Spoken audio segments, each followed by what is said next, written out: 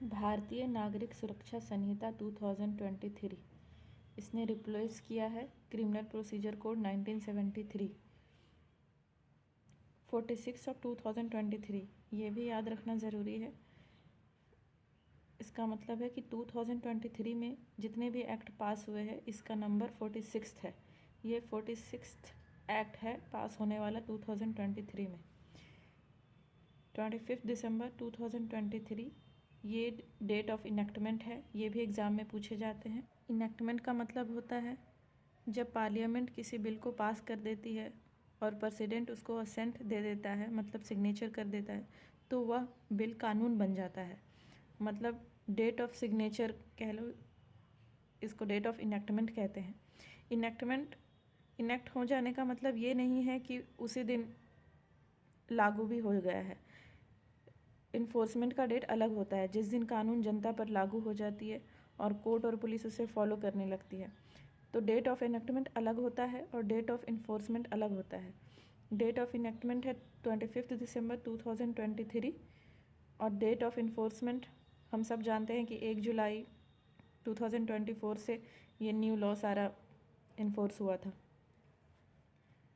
An act, ये जो act है कॉन्सोलिडेट का मतलब होता है इकट्ठा करना, जोड़कर एक करना।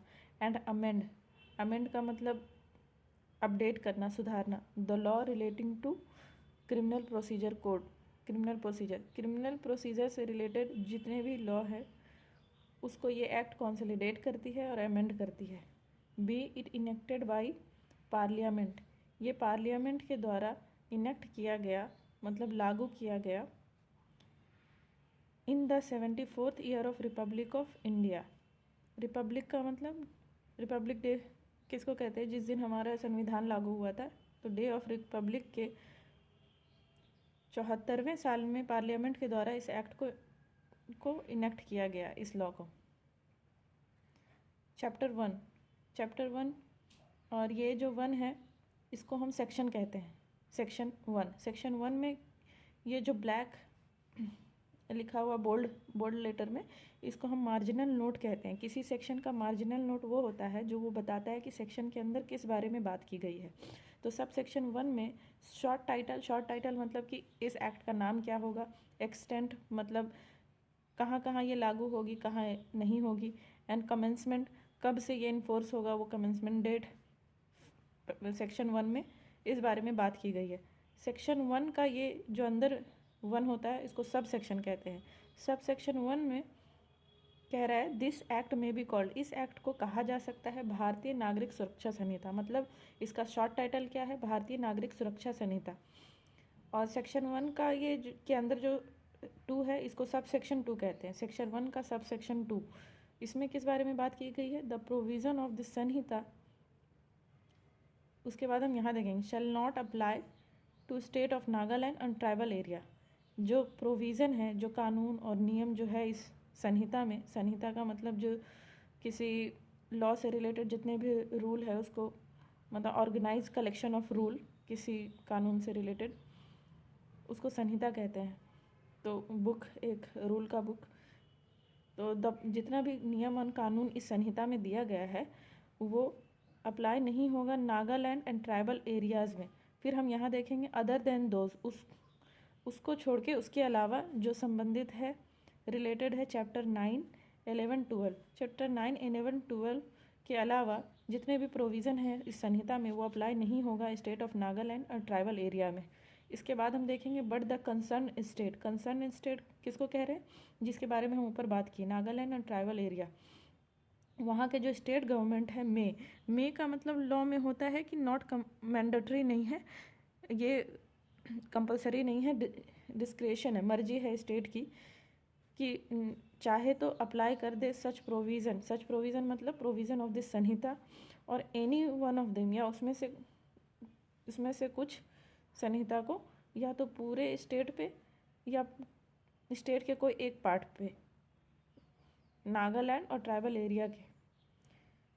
एज द केस में भी, जैसा भी सिचुएशन हो, with such supplemental incidental and और कॉन्सिक्वेंशियल मॉडिफिकेशन, मतलब कुछ मॉडिफिकेशन के साथ स्टेट गवर्नमेंट की मर्जी है बाय नोटिफिकेशन के ज़रिए अप्लाई कर दे। फिर हम एक्सप्लेनेशन देखेंगे। एक्सप्लेनेशन में किस बारे में बात कर रहा है? In this section tribal area means, tribal area का डिफिनेशन के बारे में एक्सप्लेनेशन में बता रहा है। ट्राइबल एरिया का मतलब होता है टेरिटरीज, मतलब क्षेत्र, जो कि immediately before 21 day of January 1972 के जस्ट पहले जो भी क्षेत्र इंक्लूड किया गया था ट्राइबल एरिया ऑफ आसाम में, वो सारा ट्राइबल एरिया के डिफिनेशन में आएगा। As refer to in paragraph 20, जैसा कि बताया गया है paragraph 26 schedule of the constitution के 6 शेड्यूल के बाद 20 पैराग्राफ में, जैसा कि पहले ही बताया गया है। सिटी ऑफ शिलोंग के लोकल लिमिट्स के अंदर जो भी आता है उसको छोड़ के, अदर देन दोज, उसके अलावा। और सेक्शन 1 के सब सेक्शन 3 में किस बारे में बात कर रहे हैं कि it shall come into force, मतलब जनता पे लागू होगी उस डेट से जब state government central government may का मतलब लॉ में क्या होता है कि ऑप्शनल है, डिस्क्रिशन है, मर्जी है सेंट्रल गवर्नमेंट की कि जब वो चाहे जिस डेट को नोटिफिकेशन के ज़रिए ऑफिशियल गैजेट में वो इन्फोर्स कर देगा। ऑफिशियल गैजेट का मतलब होता है कोई सरकारी नोटिस हो या सरकार की तरफ से कोई अनाउंसमेंट जो पब्लिश की जाती है ऑफिशियल बुक या न्यूज़पेपर में, जिस ऑफिशियल बुक और न्यूज़पेपर में, उसको ऑफिशियल गैजेट कहते हैं। बेसिकली गवर्नमेंट का ऑफिशियल न्यूज़पेपर कह सकते हैं। अब हम देखेंगे सेक्शन 2 में डिफिनेशन के बारे में बात की गई है। बहुत सारे वर्ड का डिफिनेशन बताया गया है। इन दिस संहिता, इस संहिता में unless the context otherwise required, जब तक कि किसी और संदर्भ में बात नहीं किया गया हो आगे, अगर कोई भी वर्ड आएगा तो उसका डिफिनेशन हम सेक्शन 2 में जो डिफिनेशन दिया गया है वही समझेंगे, जब तक कुछ और नहीं कहा गया हो। इसका मतलब यही होता है unless the context otherwise required. Section 2 का ये है सब सेक्शन 1, और सब सेक्शन 1 का क्लाउज ए, इसको क्लाउज ए बोलेंगे। क्लाउज ए में किस बारे में बताया गया है? ऑडियो वीडियो इलेक्ट्रॉनिक मीन्स के बारे में बताया गया है। ऑडियो वीडियो इलेक्ट्रॉनिक मीन्स में क्या क्या इंक्लूड होगा? जितने भी कम्युनिकेशन डिवाइस है, मतलब शायद इंक्लूड मतलब शामिल करेंगे use of any communication device, जितने भी कम्युनिकेशन डिवाइस हम यूज़ करते हैं फॉर द पर्पस ऑफ, किस काम के लिए? For the purpose of video conferencing के लिए जो हम यूज़ करेंगे कोई भी communication device. Recording of process of identification, accused की पहचान करवाते हैं ना, उसको प्रोसेस ऑफ आइडेंटिफिकेशन, उसको रिकॉर्ड करने के लिए जो हम डिवाइस यूज़ करेंगे। सर्च और सीजर में भी रिकॉर्ड करने का प्रोविज़न अब दिया है कि सर्च और सीजर सबको रिकॉर्ड करना है। जिस डिवाइस से हम रिकॉर्ड करेंगे, इलेक्ट्रॉनिक कम्युनिकेशन को ट्रांसमिशन मतलब ट्रांसफ़र करने के लिए जो हम कम्युनिकेशन डिवाइस यूज़ करेंगे, और अदर पर्पस के लिए जो यूज़ होता है कम्युनिकेशन डिवाइस, जैसा स्टेट गवर्नमेंट चाहेगी तो शामिल कर सकती है। सेक्शन 2 सब सेक्शन 1 का क्लॉज बी में बेल के बारे में बात कर रहे हैं। बेल का मतलब होता है रिलीज़ करना, छोड़ना किसी पर्सन को जो अक्यूज्ड है मतलब आरोप लगाया गया है या फिर उस पर शक है कि उसने कोई क्राइम किया है, उस पर्सन को छोड़ना। कहाँ से छोड़ना? From the custody of law की कस्टडी से छोड़ना। Upon certain condition impose by, कुछ शर्तों के साथ, जो शर्त लगाया जाता है किसके द्वारा? पुलिस ऑफिसर के द्वारा या कोर्ट के द्वारा, जो कुछ कंडीशन के साथ, कुछ कंडीशन पर रिलीज़ करना। On execution by such person of bond और बेल बॉन्ड का डिफिनेशन हम आगे समझेंगे। एग्जीक्यूशन का मतलब होता है कि उस अक्यूज्ड पर्सन के द्वारा रिटर्न में प्रॉमिस करके देना कि वो सारे कंडीशन को फॉलो करेगा जो भी उस पर इम्पोज किया गया है, लागू किया गया है, और वो कोई रूल ब्रेक नहीं करेगा। तो वो जो रिटर्न प्रॉमिस देता है उसको एग्जीक्यूशन बोलते हैं, एग्जीक्यूशन ऑफ बॉन्ड और बेल बॉन्ड बोलते हैं। तो बेल का मतलब है रिलीज़ करना किसी अक्यूज्ड पर्सन को कस्टडी से लॉ की कस्टडी से कुछ शर्तों के बेसिस पे। वो शर्त लगाया जाता है पुलिस ऑफिसर के द्वारा, कोर्ट के द्वारा। जब अक्यूज जो है एग्जीक्यूट करता है बॉन्ड और बेल बॉन्ड, तभी छोड़ा जाएगा। अब हम देखेंगे सेक्शन 2 का सबसेक्शन 1 का क्लॉज सी। इसमें बेलेबल ऑफेंस के बारे में बात किया गया है। बेलेबल ऑफेंस वो ऑफेंस होते हैं जो विच इज़ सोन मतलब दिखाया गया है एज बेलेबल की ऑफेंस के लिस्ट में इन द फर्स्ट स्केड्यूल आगे है, उस वहाँ जो बेलेबल ऑफेंस के लिस्ट में जितना भी ऑफेंस है वो बेलेबल होगा। और विच इज़ मेड बेलेबल, और भी ऑफेंस जो बेलेबल बनाया गया है अदर लॉ में, किसी दूसरे लॉ में भी किसी ऑफेंस को बेलेबल बनाया गया है तो उसको भी हम बेलेबल मानेंगे। For the time being in force. For the time being in force का मतलब होता है जो लॉ अभी लागू है इंडिया में, मतलब प्रेजेंट में जो लॉ इफेक्टिव है उसके अनुसार। एंड नॉन बेलेबल ऑफेंस का मतलब है होगा एनी अदर ऑफेंस, बेलेबल के अलावा जो भी ऑफेंस होगा वो नॉन बेलेबल होगा। ठीक है। वैसे बेलेबल ऑफेंस वो ऑफेंस होता है जिसमें बेल मिलना अक्यूज का राइट होता है। पुलिस मना नहीं कर सकती अगर अक्यूज बेल मांगे एग्जीक्यूट करके, बेल बॉन्ड या बॉन्ड, तो पुलिस मना नहीं कर सकती। बेल मांगा जाएगा तो देनी पड़ती है। ऐसे ऑफेंस में सज़ा आमतौर पे कम होती है। बेलेबल ऑफेंस जिसमें बेल जो है अक्यूज्ड का राइट है। और बेलेबल ऑफेंस का सारा लिस्ट कहाँ दिया गया है? फर्स्ट स्केड्यूल में दिया गया है। क्लॉज डी में बात कर रहे हैं बेल बॉन्ड के बारे में। बेल बॉन्ड का मतलब होता है अंडरटेकिंग फॉर रिलीज, मतलब written promise by accused for release के लिए जो दिया जाता है विथ श्योरिटी। श्योरिटी कोई पर्सन होता है जो गारंटी लेता है अक्यूज्ड की कोर्ट के सामने कि अगर ये कोई रूल नहीं तोड़ेगा, जब भी बुलाया जाएगा कोर्ट में तो वो प्रेजेंट होगा। कोई पर्सन उसकी गारंटी लेता है, उसको श्योरिटी बोलते हैं। क्लॉज ई में बॉन्ड के बारे में बात किया गया। बॉन्ड का मतलब होता है personal bond.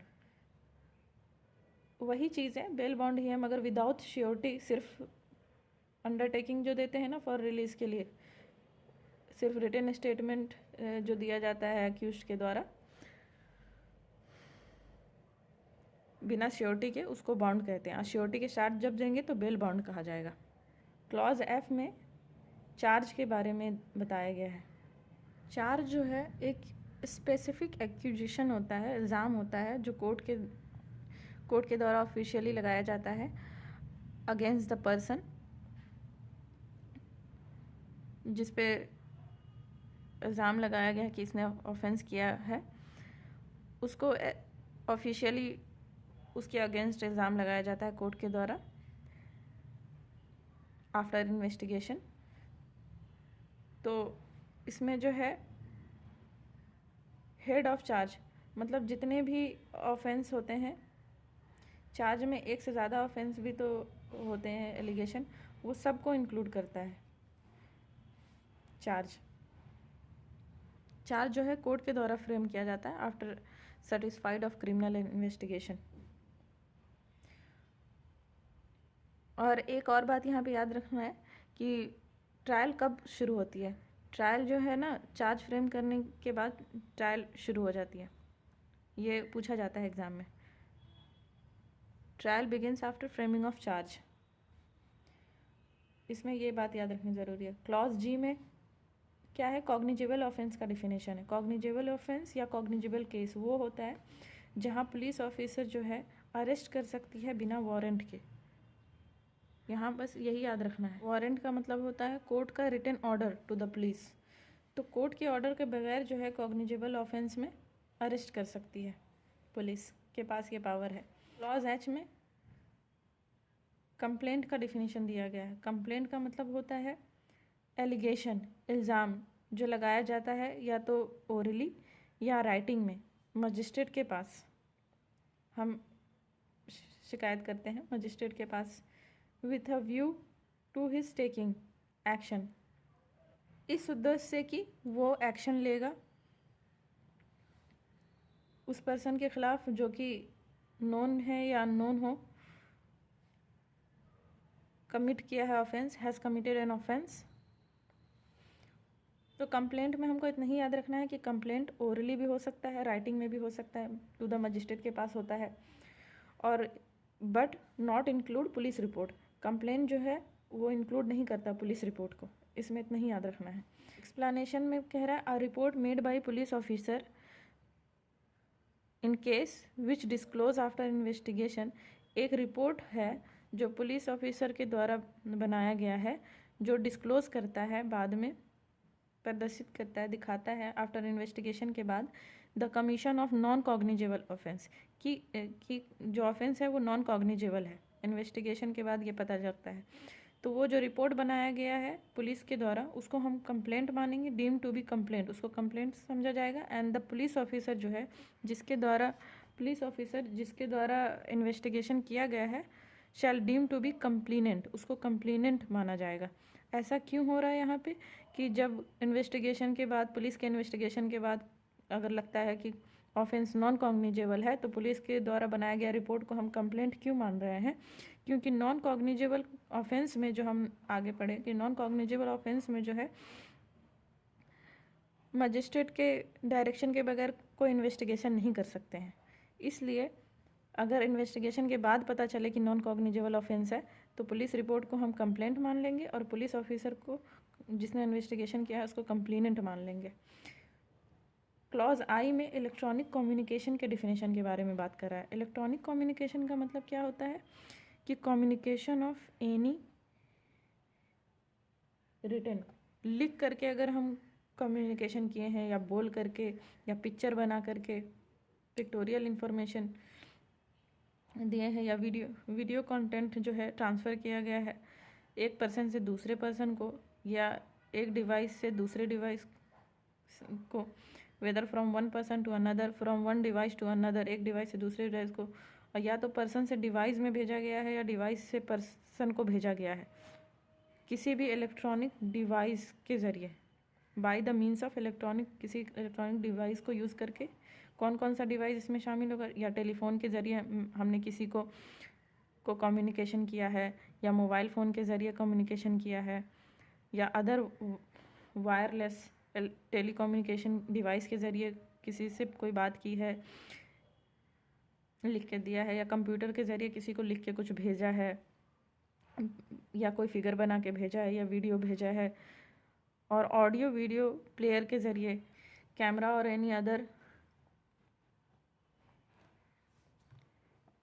Any other electronic device के ज़रिए कोई भी कम्युनिकेशन किया है। और कोई भी इलेक्ट्रॉनिक फ़ोन, जो भी सेंट्रल गवर्नमेंट के द्वारा कोई भी इलेक्ट्रॉनिक फॉर्म को अगर इंक्लूड किया जाएगा इलेक्ट्रॉनिक कम्युनिकेशन में तो वो सब इंक्लूड होगा डिफिनेशन में। अब जे में हम हाई कोर्ट का डिफिनेशन पढ़ रहे हैं। क्लॉज जे में हाई कोर्ट का मतलब क्या होगा? स्टेट के संदर्भ में हाई कोर्ट जो उस स्टेट का है वही वो होगा।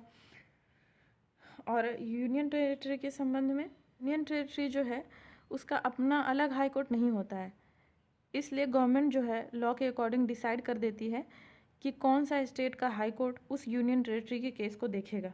तो जो गवर्नमेंट के द्वारा जुरिस्डिक्शन डिसाइड कर दिया जाता है जिस हाई कोर्ट के अंदर, तो यूनियन टेरिटरी का केस उसी हाई कोर्ट में देखा जाएगा। जैसे कि चंडीगढ़ यूनियन टेरिटरी है, उसका केस जो है पंजाब और हरियाणा हाई कोर्ट के द्वारा देखा जाता है। पुडुचेरी यूनियन टेरिटरी जो है उसका मैटर मद्रास हाई कोर्ट में देखा जाता है। लक्षद्वीप जो यूनियन टेरिटरी है उसका केरला हाई कोर्ट में देखा जाता है। अंडमान निकोबार जो आइलैंड है उसका कलकत्ता हाई कोर्ट के अंदर आता है। Dadar and Nagar Haveli and Daman and Diu जो है मुंबई हाई कोर्ट में उसका मैटर देखा जाता है। लद्दाख का जो यूनियन टेरिटरी का मैटर है वो Jammu and Kashmir high court में देखा जाता है। और किसी अदर यूनियन टेरिटरी में हाईएस्ट कोर्ट जो होगा क्रिमिनल अपील के लिए, या तो हम इस तरह देखेंगे कि किसी यूनियन टेरिटरी में जो हाईएस्ट कोर्ट है अपील के लिए सुप्रीम कोर्ट के बाद वही होगा हाई कोर्ट। के में हम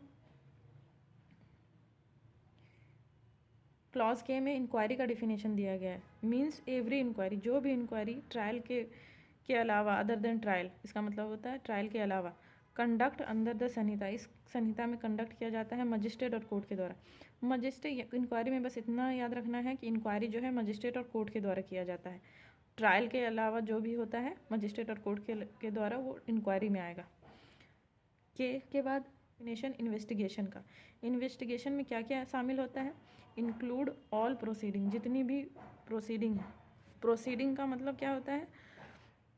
any legal process followed before the court. Court में जो भी प्रोसेस होता है लीगल प्रोसेस, ट्रायल से पहले या ट्रायल के बाद, ट्रायल के दौरान जो भी प्रोसेस है वो लीगल प्रोसीडिंग कहलाता है। तो इन संहिता में दिया गया for the collection of evidence, evidence के कलेक्शन के लिए जो कंडक्ट किया जाता है पुलिस ऑफिसर के द्वारा और एनी और बाई किसी पर्सन के द्वारा किया जाता है, मजिस्ट्रेट के अलावा, अदर देन मजिस्ट्रेट के अलावा। और उस पर्सन को कौन अधिकार देता है कलेक्ट करने का? एविडेंस। ऑथोराइज्ड मतलब अधिकार देना, उसको अधिकार दिया जाता है उस पर्सन को मजिस्ट्रेट के द्वारा। मतलब इन्वेस्टिगेशन में इतना याद रखना है कि इन्वेस्टिगेशन किसके द्वारा किया जाता है? पुलिस ऑफिसर के द्वारा या कोई पर्सन जिसको ऑथराइज किया गया है, अधिकार दिया गया है मजिस्ट्रेट के द्वारा, उस पर मजिस्ट्रेट के द्वारा नहीं किया जाता है, इतना भी याद रखना। Explanation where any of the provision of the special act, कोई भी प्रोविज़न जो है किसी स्पेशल एक्ट, वो एक्ट होता है जो किसी पर्टिकुलर सब्जेक्ट, स्पेसिफिक सब्जेक्ट के ऊपर कोई लॉ जो बनाया गया है उसको स्पेशल लॉ कहते हैं, स्पेशल एक्ट। तो एक स्पेशल एक्ट का कोई भी नियम और कानून जो है अगर inconsistent with the provision of this संहिता, इस संहिता से मेल नहीं खाता है, तो the provision of the special act, जो स्पेशल एक्ट का जो प्रोविज़न है ना वही जीतेगा, वही उसी को फॉलो किया जाएगा। क्लॉज एम में जुडिशियल प्रोसीडिंग की बात कर रहा है। जुडिशियल प्रोसीडिंग क्या होता है? Include all proceeding. मैंने पहले भी बताया कि प्रोसीडिंग का मतलब होता है कोई भी लीगल प्रोसेस जो फॉलो किया जाता है कोर्ट में, उसको वो प्रोसीडिंग में शामिल होता है। तो जुडिशियल प्रोसीडिंग उस प्रोसीडिंग को कहेंगे कि proceeding in the course of which, जिसके ज़रिए एविडेंस इज़ और मे बी, इस एविडेंस लिया जाता है या लिया जा सकता है लीगली टेकन ऑन ओथ, मतलब कसम खिला के जो एविडेंस लेते हैं ना, ऑन ओथ ही, ओथ मतलब कसम ही होगा यहाँ पे, तो वो जुडिशियल प्रोसीडिंग में आता है। एन में डिफिनेशन है लोकल ज्यूरिसडिक्शन का। लोकल ज्यूरिसडिक्शन का हम बात कर रहे हैं। लोकल ज्यूरिसडिक्शन मतलब क्षेत्र, अधिकार क्षेत्र, किसके लिए, किसका अधिकार क्षेत्र? कोर्ट या मजिस्ट्रेट का अधिकार क्षेत्र क्या होगा उसके बारे में हम यहाँ पे देख रहे हैं। तो local jurisdiction of the court और मजिस्ट्रेट मीन्स लोकल एरिया, जो भी लोकल एरिया है जिसके अंदर, विद इन विच, जिसके अंदर कोर्ट और मजिस्ट्रेट जो है में एक्सरसाइज कर सकती है, एक्सरसाइज ऑल और एनी ऑफ हिज पावर, अपने पावर को एक्सरसाइज कर सकती है। अंडर दिस संहिता में जो भी पावर दिया गया है उस पावर को एक्सरसाइज कर सकती है जिस लोकल एरिया के अंदर, वो होगा local jurisdiction of the court और मजिस्ट्रेट। और ये जो लोकल एरिया जो है में कंप्राइज मतलब मिलकर बनेगा या तो पूरे स्टेट से या किसी स्टेट के पार्ट से, जैसा स्टेट गवर्नमेंट नोटिफिकेशन के द्वारा स्पेसिफाई करेगी वही लोकल ज्यूरिसडिक्शन होगा कोर्ट और मजिस्ट्रेट का। ये लोकल ज्यूरिसडिक्शन बताता कौन है कि कौन क्या होगा कोर्ट और मजिस्ट्रेट का? स्टेट गवर्नमेंट बताती है। यहाँ पे हम ये भी याद रखेंगे।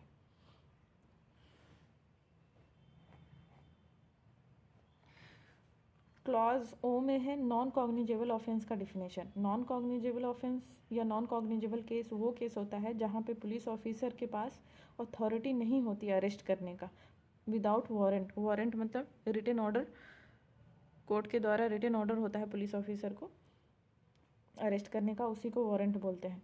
तो नॉन कॉग्निजेबल केस में जो बिना वारंट के जो पुलिस के पास अधिकार नहीं है अरेस्ट करने का। पी में नोटिफिकेशन का डिफिनेशन है। नोटिफिकेशन का मतलब होता है जो भी नोटिफिकेशन गवर्नमेंट के द्वारा पब्लिश किया जाता है ऑफिशियल गैजेट में, मतलब official newspaper of the government कह लो। क्लॉज क्यू में ऑफेंस का डिफिनेशन है। ऑफेंस में जितना भी एक्ट है मतलब और ओमिशन, एक्ट मतलब कोई भी काम और ओमिशन मतलब कोई काम ना करना,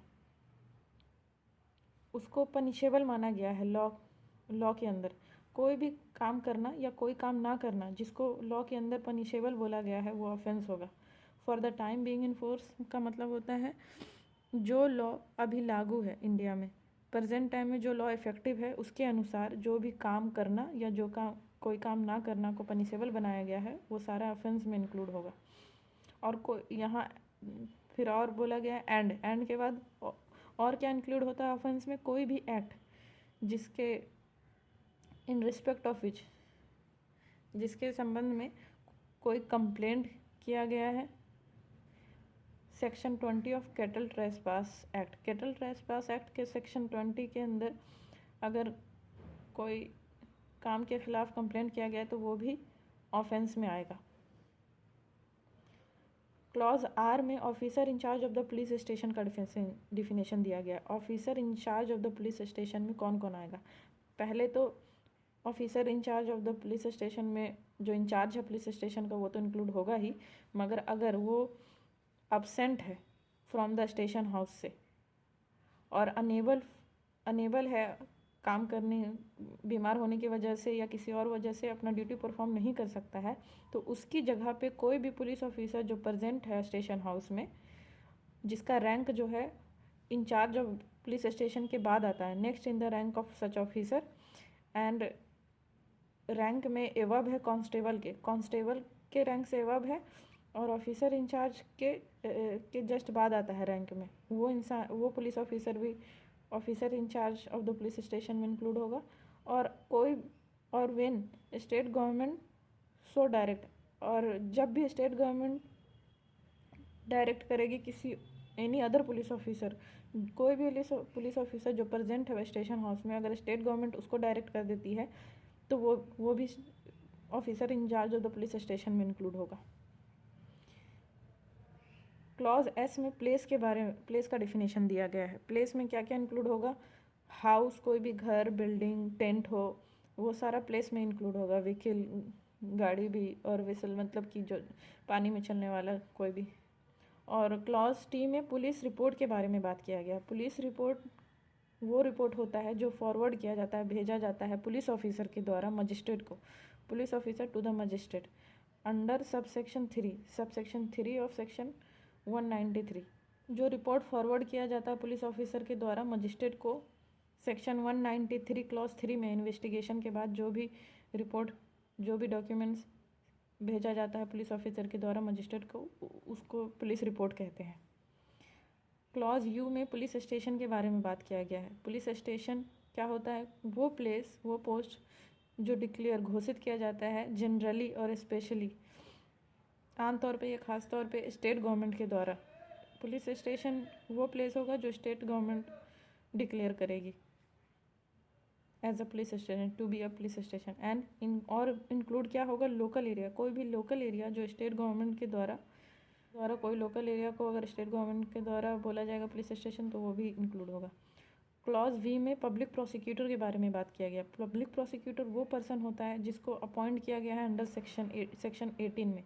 सेक्शन 18 में हम पब्लिक प्रोसिक्यूटर के बारे में डिटेल में पढ़ेंगे। तो सेक्शन 18 में जो पर्सन को अपॉइंट किया गया है वो होगा पब्लिक प्रोसिक्यूटर। एंड इंक्लूड, और क्या इंक्लूड होता है पब्लिक प्रोसिक्यूटर में? एनी पर्सन, कोई भी पर्सन जो काम कर रहा है, एक्टिंग मतलब काम करना, अंडर द डायरेक्शन, किसके डायरेक्शन के अंदर? पब्लिक प्रोसिक्यूटर के अंडर जो भी इंसान काम करेगा वो भी पब्लिक प्रोसिक्यूटर ही कहलाएगा, के डेफिनेशन में ही आएगा। क्लॉज डब्ल्यू में सब डिवीज़न के बारे में बात कर रहा है। सब डिवीज़न मतलब सब डिवीज़न ऑफ डिस्ट्रिक्ट का सब डिवीज़न। क्लॉज एक्स में सम्मन केस का डिफिनेशन दिया गया है। सम्मन केस वो केस होता है जो उस ऑफेंस से रिलेटेड केस जो वारंट केस नहीं है। जो वारंट केस नहीं है वो सम्मन केस होता है। आगे सम्मन केस वो केस होता है जिसमें पनिशमेंट जो है 2 साल से ज़्यादा की पनिशमेंट नहीं होती। बेसिक वाई में विक्टिम का डिफिनेशन दिया हुआ है। विक्टिम क्या होता है? वो पर्सन जो सफ़र्ड एनी लॉस, जिसको कोई लॉस या इंजरी होती है, किस वजह से? By the reason of act और ओमिशन, कोई काम करने या ना करने ऑफ द अक्यूज्ड के कोई काम करने या ना करने की वजह से जिस पर्सन को लॉस या इंजरी होती है वो विक्टिम कहलाता है। और क्या इंक्लूड होगा? विक्टिम के अलावा विक्टिम का गार्जियन और लीगल हेयर भी विक्टिम में इंक्लूड होगा। मतलब विक्टिम के मरने के बाद जिस जिसको उसकी प्रॉपर्टी पे राइट है वो सब लीगल हेयर है, और उस गार्जियन तो समझते ही है गार्जियन। क्लॉज जेड में वारंट केस के बारे में बात किया गया है। वारंट केस वो केस होता है जिसमें ऑफेंस जो है पनिशेबल विद डेथ हो, इम्प्रिजनमेंट फॉर लाइफ हो और 2 साल से ज़्यादा की सज़ा ना हो।